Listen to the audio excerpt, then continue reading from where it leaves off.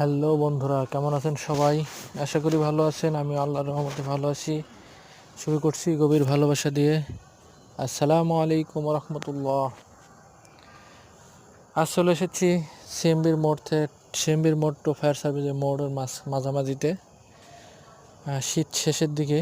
তো এখানে আসলে ভাপা পিঠার অনেক মজা আলাদা এবং অনেক সুন্দরভাবে বানানো হয়।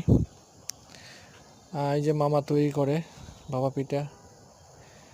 আসলে 20 টাকা পিস ভাপা পিঠা। ভাপা পিঠাতে পর্যাপ্ত পরিমাণে নারকেল গুড় দেওয়া থাকে এবং আরেকটি মজার বিষয় সেটা হলো এই ভাপা পিঠাতে মুরব্বা দেওয়া থাকে।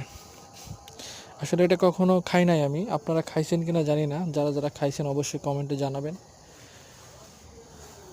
তো সবাই এখানে আসবেন। এই যে ভাইয়া খাচ্ছে, সেও বলতেছে প্রায় মাঝে মধ্যে এখানে আসে খেয়ে যায়।